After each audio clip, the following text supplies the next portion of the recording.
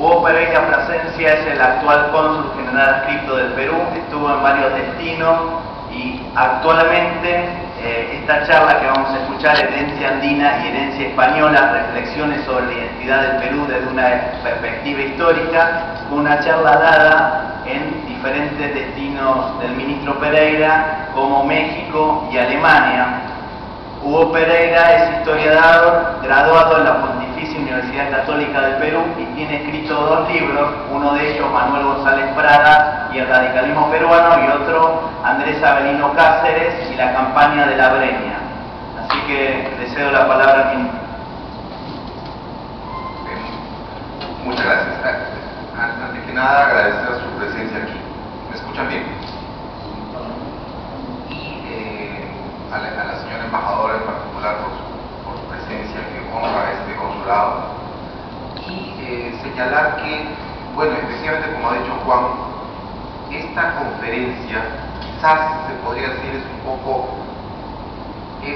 difícil pretender en una sola conferencia hablar de este tema que es un poco desmesurado, ¿no? Surgió, quiero recordarlo como anécdota, cuando estaba en Berlín, cuando de manera un poco, yo diría, ingenua, un catedrático alemán me dijo si podía hablar sobre el origen del Perú y sobre sus peculiaridades culturales. Yo le respondí diciendo, ¿le parece a usted que de Alemania se puede hacer lo mismo? Es un poco complicado. O sea, son muchas cosas, hay que decir. No obstante eso, con la ayuda del texto, de las imágenes, creo que se puede dar una imagen y algo se pueda transmitir y algo se pueda decir de ese tema tan complicado, tan rico. Después de la conferencia podemos hacer una ronda de preguntas, si ustedes lo desean así, ¿no? Y también, si lo desean, pueden dejar su email para poder transmitirles el texto de la conferencia. Lo tengo, no sé, sería muy horroroso para mí transmitirlo. Bueno, los estudios sobre la identidad del Perú han sido abordados desde las perspectivas más dispares y con un tono casi siempre polémico. En el tiempo virreinal, en el siglo XVIII, el Mercurio peruano abordó este asunto desde un punto de vista económico y cientificista, con referencias locales muy concretas, teñidas en muchos casos de exotismo, de acuerdo con un estilo inspirado en la Ilustración europea. La imagen muestra la primera página de la publicación periódica conocida, como dije, Mercurio Peruano. Está fechada el 2 de enero de 1791, o sea, 30 años antes de la independencia del Perú. Y el título es bastante elocuente, dice Idea General del Perú.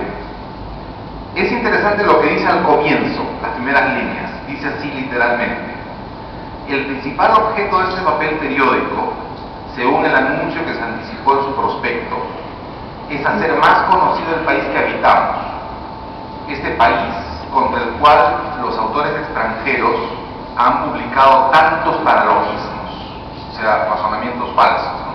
Es esta queja típica de los americanos frente a los europeos que desconocían, ¿no? América. Y en este caso son peruanos del siglo XVIII, uno de ellos Hipólito Unanue, que tratan de expresar tratan de corregir esta percepción europea con esta publicación científica y periodística. No obstante esta voluntad de objetividad, desde sus mismos orígenes, el tratamiento del tema de la personalidad del Perú nunca dejó de ser ideológico y político, y por lo tanto más bien acrítico frente a los problemas de fondo y de largo plazo. Entre ellos sobresale el abismo social, que es un problema centenario.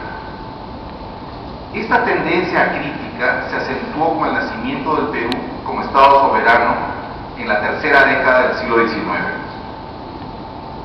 Es posible, pese a este lastre, acercarnos a la singularidad de lo peruano a partir de consideraciones objetivas. Cabría mencionar las preguntas que considero centrales para el tema planteado. ¿existe una nación peruana según el modelo de nación tradicional de inspiración europea? Si aceptamos que, en efecto, existe una nación peruana o que ésta se encuentra en proceso de construcción muy avanzado, ¿pesa más dentro de ella la herencia cultural indígena o la herencia virreinal de puño español? En caso de ser destacados ciertos aspectos de la nación peruana que revelan un incipiente estado de cohesión, ¿qué dificultades tendría la sociedad peruana para hacer más homogéneas y modernas sus relaciones internas y para formular un proyecto nacional común? Por otro lado, ¿constituye el Perú una sociedad auténticamente mestiza en términos culturales, donde los elementos indígenas, europeos, africanos y asiáticos han terminado de fusionarse armónicamente? ¿O persisten hoy día conflictos de integración cultural heredados del pasado? Estas preguntas se encontrarán detrás de los argumentos y ejemplos que desarrolle el presente trabajo. Imagen número 2. Parte de la respuesta a la extrema heterogeneidad social y cultural del Perú se encuentra en su compleja constitución geográfica.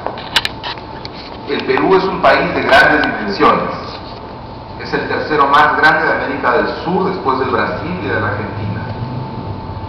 La presencia de la corriente fría de Humboldt en su mar adyacente, su relieve accidentado marcado por la cordillera de los Andes, su cercanía a la línea ecuatorial y la existencia del gigantesco sistema fluvial amazónico situado hacia el oriente, dotan al país de rasgos muy peculiares.